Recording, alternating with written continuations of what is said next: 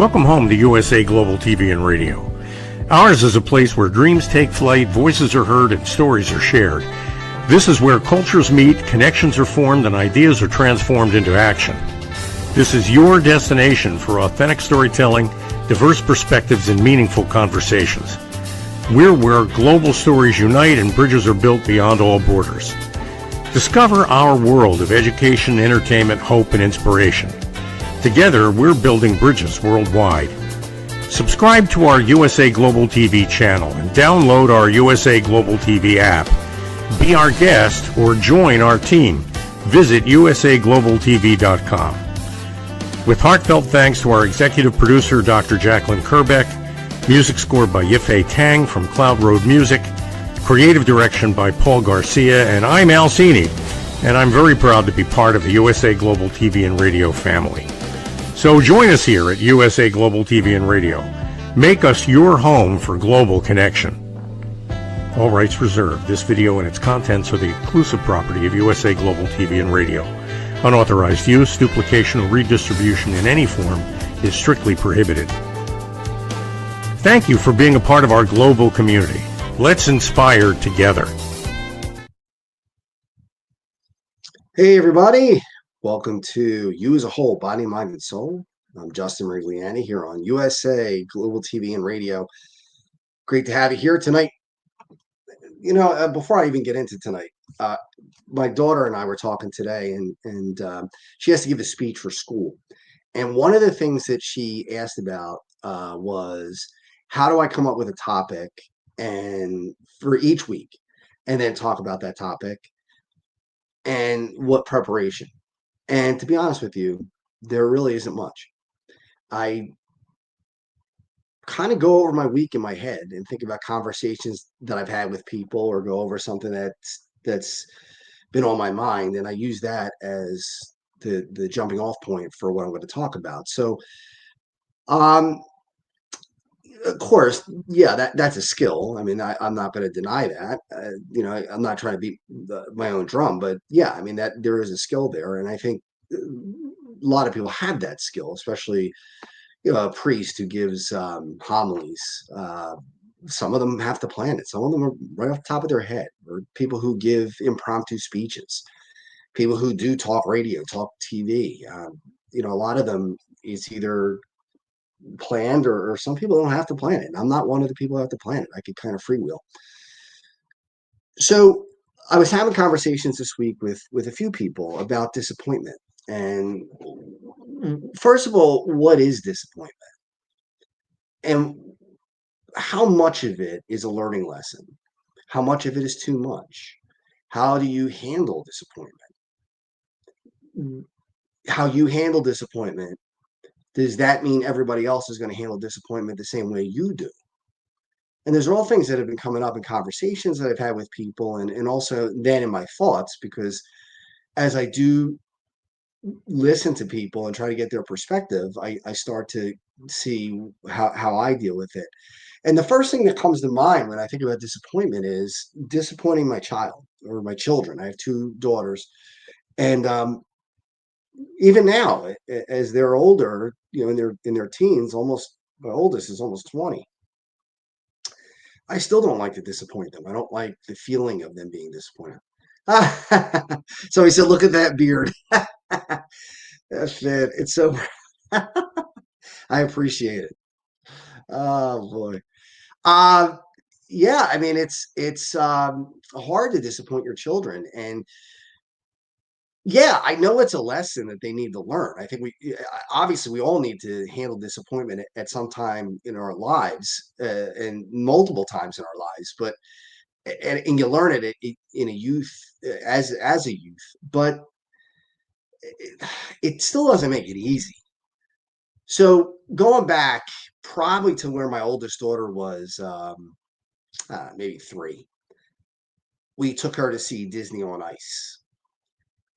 And there were these colored magic wands. I forget what it was exactly, but it was a toy that lit up, and you can move it all around, and it would light up all over the place. And it was just a neat little toy, but it was one of those toys that you knew was going to break in 5 minutes or within a day or two at tops, and it was $25. So, as a parent, you look at those things and you're like, am I really going to waste money on something that's going to last maybe minutes, maybe days at the most, but not, if it was $5, it's a different story, but this is a $25 toy. And I'll never forget her little eyes looking at me and my wife at the time and saying to us, "Where's mine?" And she didn't realize that not everybody gets one, that only people who buy them and pay the $25 get one. So she's looking around at a lot of kids who have this light up toy. And in her 3-year-old mind, she doesn't get it that she's not getting one because it's just not prudent to buy it, because again it was a chintzy type of toy. It wasn't something that was really going to last long, and it was $25. Why would you do that? So we had to explain to her that lesson, but it's, I don't know, 17 years later almost, and it still bothers me. I mean, even 17 years later, I still see that look on her face. I still see those eyes looking at me like, wait, where's mine? And I remember those words, they echo in my ear. And while I could rationally say that that was the right decision, that we disappointed her because A, it was the right thing to do in our mind, and B, she has to learn disappointment at some time. And that was a good lesson in disappointment. It still was painful. It was still hard, and it's still painful now. Now, for her, it's not. If you ask her about it, she barely remembers it, if she remembers it at all. But we joke around about it. But when I think about disappointing my children, that's one of the biggest ones that come up is, where's mine?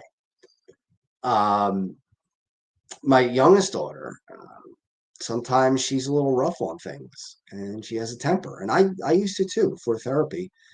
My temper was a lot worse. I mean, I still get angry, but I have a lot more control over it than I did before. But she struggles with that, just like I did as a kid and as even as an adult. And she'll break things. And it's a tough, tough lesson to teach that if you break it, you're not going to get another one because you broke it. And you have to live with that disappointment that now you've broken that item and you're not going to get another one. But the dad inside me, the parent inside me, because I'm sure moms feel the same way, is I want to go out and buy another one, especially when you see them crying or see them so down and just out of it. And that's, you're stuck. You're stuck because on the one hand, you're trying to teach a lesson. And on the other hand, you don't like to see your kids in pain. And that's a struggle for me.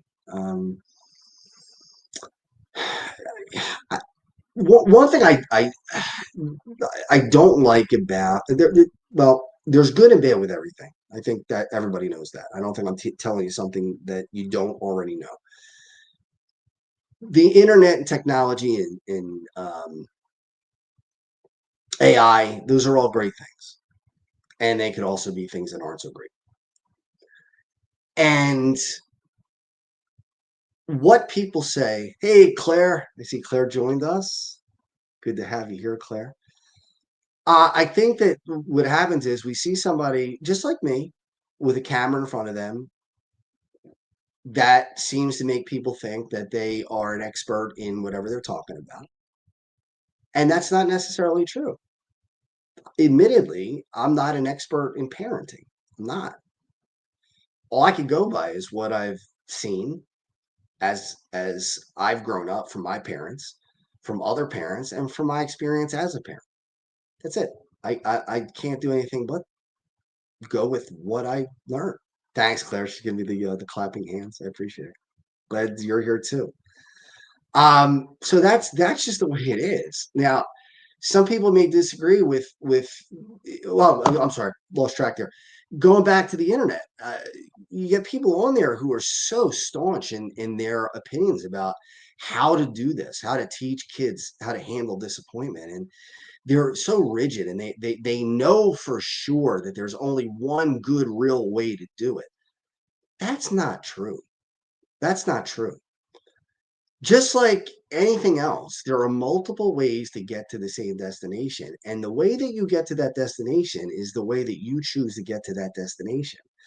It doesn't mean that one person's always right and one person's wrong. That's not the way it works. And there are people who say, oh, well, I'm an expert. Trial and error as a parent. As Claire says, we grow as we and learn. Yeah, I really believe that. I think that we do, and we make mistakes, and that's okay. I think that people are afraid of mistakes. I talk to my kids about it. Screw up. It's okay. What if you screw up? Unless you screw up with something that's potentially life threatening, then it can be fixed. If you make a mistake like you drink and drive, or you uh, get into heavy drugs, yeah, I mean that might not be reversible. You might be killed, and no, that's not reversible. But if you pick the wrong school, or if you buy the wrong car, or if you date the wrong person, whatever it is, those are all fixable. So make the mistakes. It's not a big deal. It's not a disaster. You can get through them. But people a lot of times want to say, well, this is the one definitive way that it should be done, and I don't believe that. I really don't. And yeah, I listen to other people. I take their opinions, and I try to make sense of their opinions, but you're not going to get me to agree with you 100% of the time, or I'm not going to agree with somebody just because they have a microphone in front of their face. There are things I see on the internet all the time where people talk about whether it's weight loss, or the topic we're talking about, overcoming disappointment, or how to parent, or how to do this, or how to do that, that I just look at and say, this is just nonsense. I don't agree with it whatsoever. But that's okay. And they might watch my show and say, he's nonsense. I don't believe a thing he says. Just because you have a microphone in front of your face, and just because you're on television or on the radio or whatever medium, that doesn't mean you're an expert in everything. It just means that you happen to be lucky enough to be in that position. That's all it means. And you take it for what it is. So my opinion of overcoming disappointment is you just kind of rank disappointment just like you would rank anything else. I mean, what is disappointment as to what's a disaster? Is there a difference between a woman having a miscarriage after a month versus a child being born and dying 6 months after birth? There's a difference. Both are sad, but both are different levels of sadness. There's sadness and disappointment with the first one, right? A miscarriage is terrible. Nobody wants that. But after a month, it's most people would say, okay, this is sad. They'll cry. They'll be depressed. They'll be disappointed, but they might not be devastated. They might be able to shake that off a lot faster than if they lost a kid who was born, and they got to hold, and they got to feel, and they got to know, and the personality of the child. And then 6 months later, they're gone, or a year later, they're gone. There's a difference. I'm not minimizing the first one. I'm not saying that it's not painful. I'm just saying there's a difference. And that's the same thing with disappointment. Dr. Jacqueline could pull the curtain on me and say, we don't want you on TV anymore. Okay, that would be painful. That would be disappointment. Would it be as disappointing as being homeless? No, not at all. And Claire says, I've also learned ways from my parents. Let me try that again. I've also learned from ways my parents raised me. Some things didn't resonate with me. Yeah, I mean, that's fine too. You could learn by your parents' mistakes. My parents tell me all the time that they made mistakes. There are things that they would change if they had to do it over again. I've said that. There are things that I wish I had done differently, that I look back and say, I shouldn't have done that. That wasn't the best idea. But I don't. If you find me a perfect parent, then let me know, because they're the ones who should be on TV and writing books, because if they're perfect, and you're not going to find one. That's the main point. You're just not going to find one. So how do you handle disappointment? Well, I mean, people handle it different ways. You know, losing my business over the last year has been disappointing, and it rocked me. It was one of the things that rocked me. There were a lot of things that go on. That's highly disappointing, to start something and have it successful for 23 years and then all of a sudden have it fall apart. Yeah, that hurts. That's disappointing. Um, but it's not as disappointing as not having any income whatsoever, or no prospects for getting another job, or starting another business. There are levels. And yeah, there's mourning for those things. There are, in that disappointment, there is a mourning period where you go through it and you struggle and you wonder why and how and what could you have done differently. All those things creep into your head, but that's human. That's human. I mean, could there be a parent? I did see this actually, which is, I think, totally ridiculous. And you can take it for what it's worth. You can agree or disagree with me. But his kid, he felt, was playing. The kid was playing video games too much, so he went out and got all the video games and he threw them into a chipper and destroyed all the video games. Just crushed them all up. Now, is that teaching a kid disappointment, or is that going overboard? In my opinion, it's going way overboard. What is that going to do? Is that going to traumatize the kid, or is that going to teach them how to overcome disappointment? I think it's going to traumatize the kid.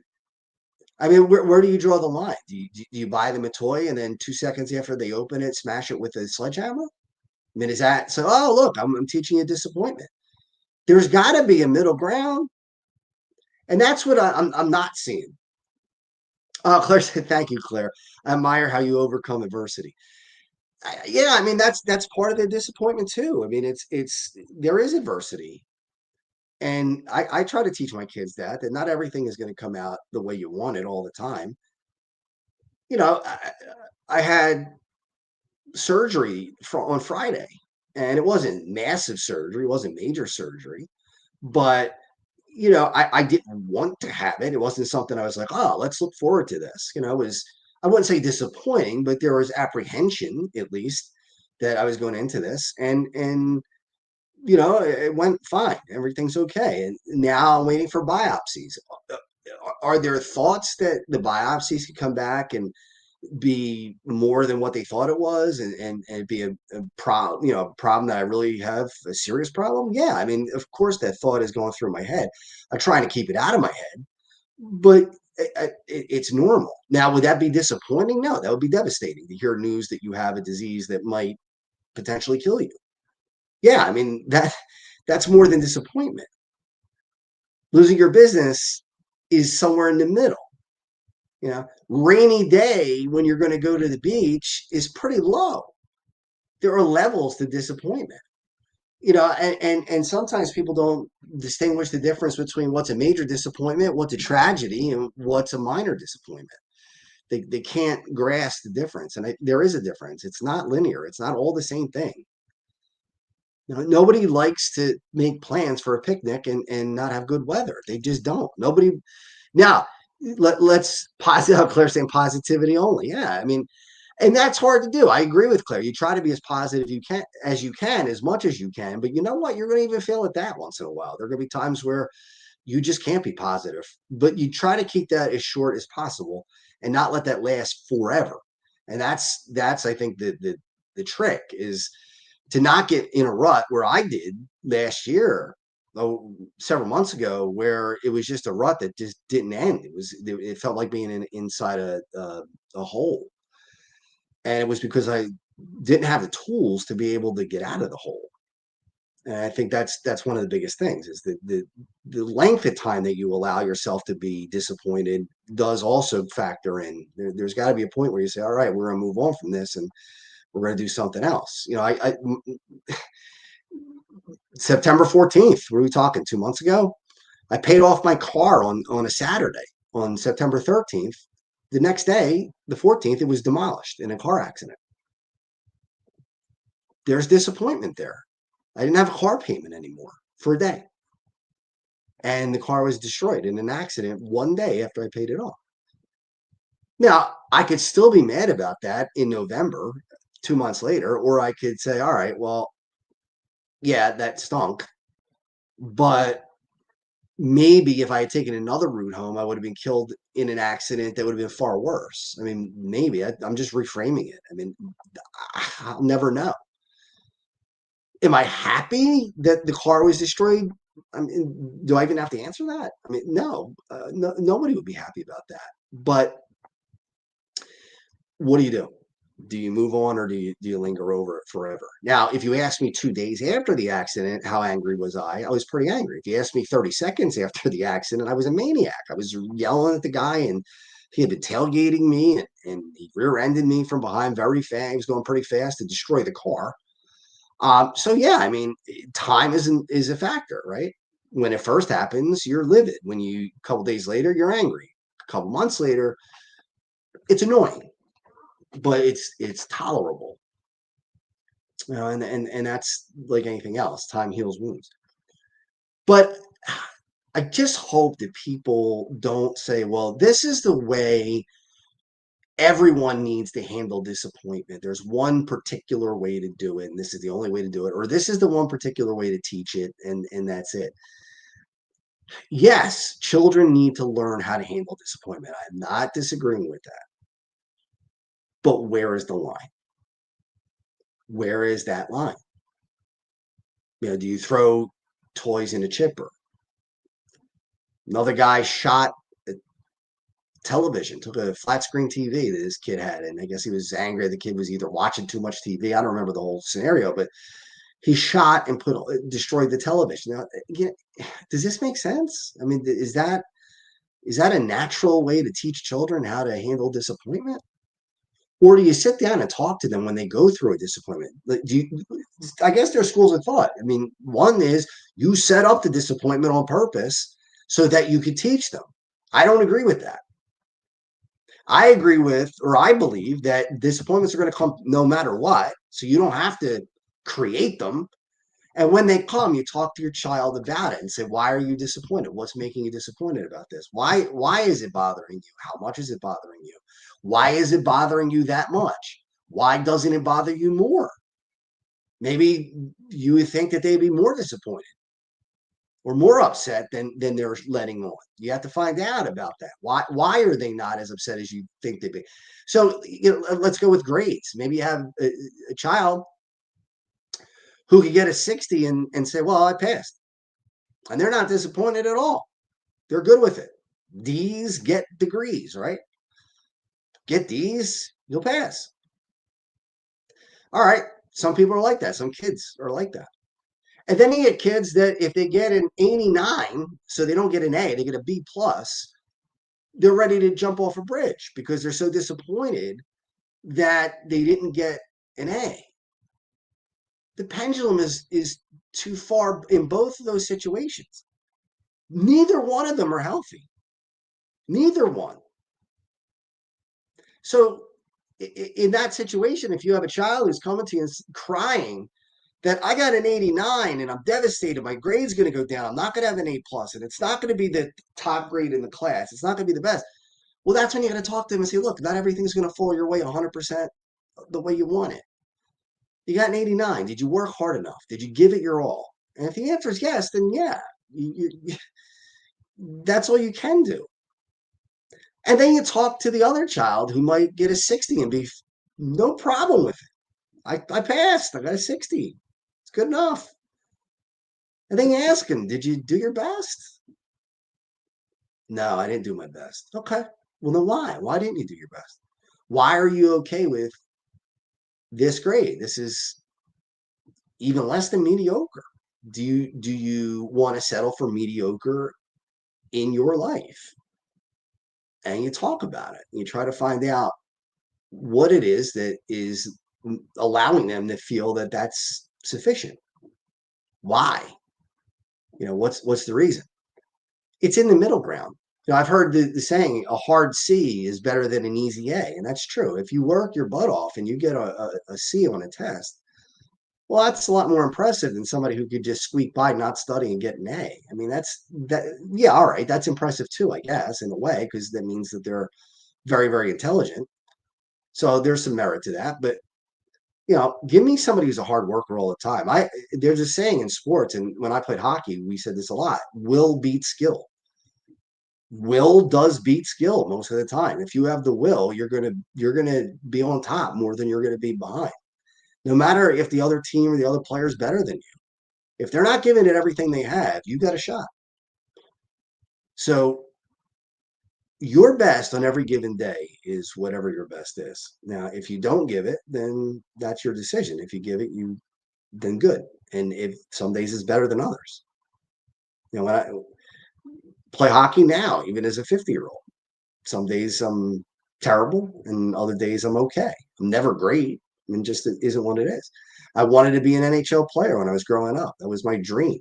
From I can tell you the date, November 15th, 1984, the day that Flyers retired Bobby Clark's number. Bobby Clark was a superstar in the NHL and just probably the hardest working, best leader in the history of professional sports. And I saw when he had his jersey retired, and that night when the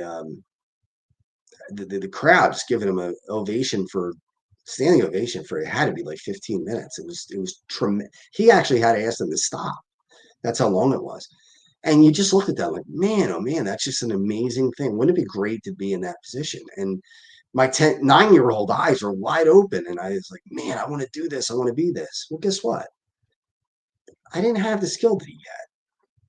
I had the work ethic for that. I had the passion for it. I didn't have the skill for it. I gave it everything I could with what I had, and it wasn't enough. Was it disappointing at 14 to find out that you're not going to be able to be an NHL player when you grew up as a kid thinking maybe it's possible?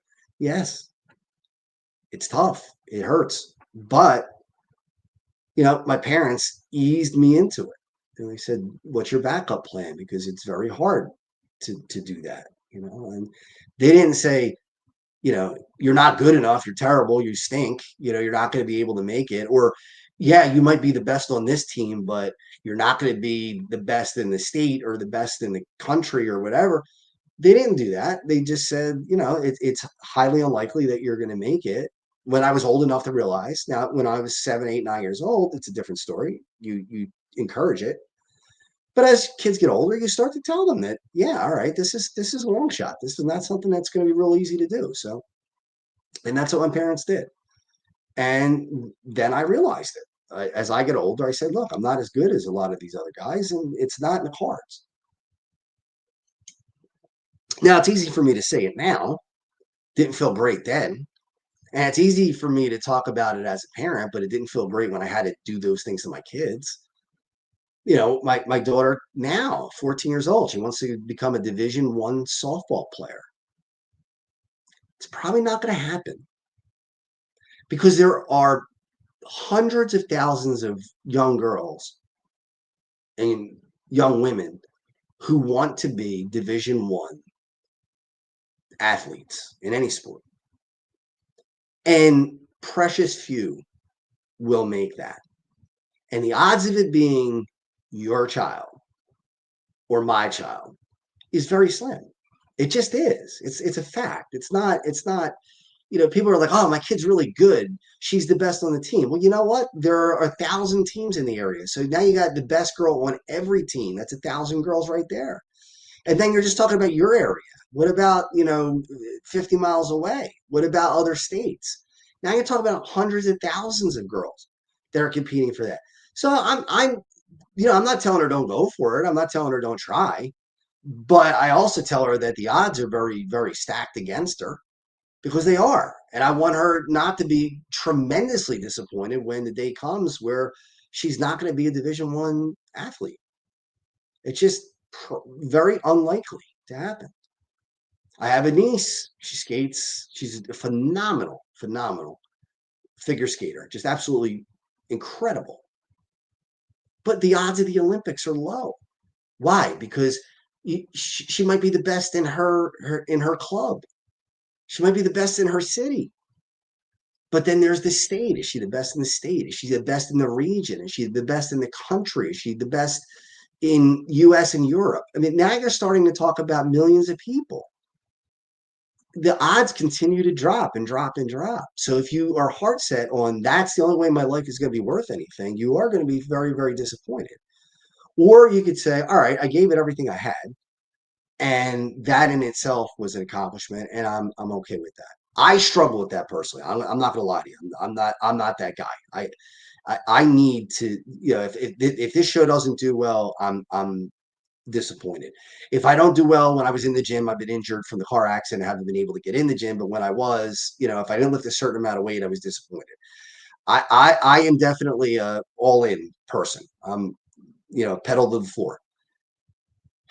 I'm trying to get out of it. I'm trying to work myself into saying, all right, just do the best you can. And that's going to have to be enough. And it is. Otherwise, I can tell you from experience, it's going to be misery. It's going to be misery. And that's what you don't want. You don't want to be sitting in misery. And again, other people's opinions. I talked to a friend of mine, and uh, I wouldn't say she chastised me, but she said, there's a problem, or it could be a sign of lack of confidence or insecurity to be a people pleaser. Well, in some ways, I do want to be a people pleaser, and I'm not sorry for it. I don't need to defend it. I don't think it makes me immature. I'm not a people pleaser to the point where I'm going to always do whatever anybody wants. That's a pushover. There's a difference. But if I can make somebody feel happy and do something to make somebody happy, that makes me happy. So for me, that's worth it. And if that makes me a people pleaser, then that's okay. I'm not going to defend it. I'm not going to fight with somebody and say, well, no, I'm confident. And, at first it was a punch in the gut. I told her it was a gut punch to hear that. And I didn't like it. And it really annoyed me. And then I thought about it more. I'm like, why did it annoy me? I mean, why? So what? Okay. So she thinks I'm a people pleaser. And I am in some ways. And I like to be. So I'm going to keep being a people pleaser. I'm not going to change. So it's disappointing to feel like you've thought a certain way. You have a mindset that you believe in. It's your life's. It's a mold for your life that you've given for yourself, and then for somebody to question it, it is a gut punch, even if it's slightly true or possibly even half true. One of the things that I've heard people say is, do you do good because it's for someone else, or do you do good because you feel good about it? Why can't it be both? Why does it have to be one or the other? Why can't I feel good if I don't disappoint someone? If I'm able to make them happy? So the whole thing about this, as we wrap up, is that there are levels of disappointment. If you date somebody for a month and you break up, you're disappointed. If you date somebody for 5 years and you break up, or you get divorced like I did after 20 years, yeah, it's a lot harder to take. It's not the same thing. It's not just disappointment anymore. It's severe sadness. It's devastating. But that's the difference. I mean, you have to distinguish what it is that you can tolerate as disappointment and what it is that is beyond disappointment. That's tragic or very, very sad or debilitating. Hopefully not. And again, to teach your kids that disappointment's natural, but you don't have to concoct it, and you don't have to beat it to death to make them understand depression, or I'm sorry, disappointment, because like depression can come from that too, of course. So just something to think about. And again, I have a camera in my face. I have a microphone. That does not make me an expert. Just like all the other stuff that you see on YouTube, all the podcasts and everything else, some of them have good points. Some of them have points that are ridiculous. And it's up to you to decide what is ridiculous and what is something that you think it has merit. All right, so that's going to wrap up you as a whole, body, mind, and soul, for this week. I will see you next week, right before Thanksgiving, and I'll come up with another topic. So it'll be off the top of my head, I promise. All right, have a good week, everybody. Is it true? Is it kind? Is it necessary? In a world quick to judge, one book dares to reveal the hidden cost of silence. Discover Holy but Harmful: The Silent Sin of Judgment, How Hidden Judgments Destroy Relationships and Damage Lives by Dr. Jacqueline Kerbeck. The Amazon #1 bestseller that's transforming the way we understand ourselves and the way we see others. Pick up the companion workbook to uncover your own hidden judgments and learn how to break free from them. Available now on Amazon and at fine bookstores worldwide. Every woman carries a story of strength, of purpose, of light. Through her courage, the world is transformed. Through her grace, generations are inspired. This is Iconic Women. Within Every Woman Lives a Goddess, a celebration of brilliance, beauty, and empowerment. Join us every Wednesday at 11 a.m. New York, 4 p.m. London time. Only here on USA, Global TVR, and radio. Featuring the iconic Dr. Jacqueline Kerbeck, honoring voices that shine across the world. Subscribe to our YouTube channels, USA Global TV and Dr. Jacqueline Kerbeck, to watch and engage with all our content. World-class education, entertainment, hope, and inspiration. USA Global TV and Radio proudly presents Tracy Cram Perkins, a dementia caregiving survivor teaching how to balance care with peace of mind. #1 resource for dementia caregivers. It's the book Dementia Home Care: How to Prepare Before, During, and After. Over 17,000 copies sold of this must-have guide.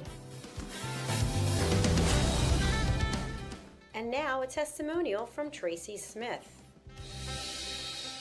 If I was to describe this book to someone who is going through a similar situation, I would underscore how important it is to have some sort of a tool or a guidebook to help you through certain stages. And there's so many, it's such an unknown topic to the average person. And to have this as a reference is essential. It's going to help you get through it personally, as well as help your loved one manage. To learn more, go to TracyCramPerkins.com. Tracy Cram Perkins is an award-winning author. She's also the host of Dementia Home Care television show. Watch it here on USA Global TV and Radio. Thank you, viewers and listeners of USA Global TV and Radio, for joining us today. We're honoured to have your time and attention as part of our global community. At USA Global TV and Radio, we believe in the power of authentic conversations, meaningful connections, and creating a world of possibilities together. Want to be part of something bigger? Join our team of elevated listeners at usaglobaltv.com, a space where your voice matters and your ability to listen transforms relationships. Stay connected with us across all our platforms for thought-provoking discussions, expert insights, and empowering stories. Subscribe to our channels at youtube.com/c/USA Global TV. Follow us on social media and explore the endless opportunities we're creating for growth, learning, and inspiration. Together, we're not just broadcasting. We're building bridges and changing lives, one conversation at a time. For inquiries, contact us at info@usaglobaltv.com. Music by Johnny Dyes. Produced by Executive Producer and Director Dr. Jacqueline Kerbeck. Voiceover by Mike Porter. Creative Direction by Paul Garcia. All rights reserved. Copyright 2025. Visit usaglobaltv.com to view our full terms and conditions.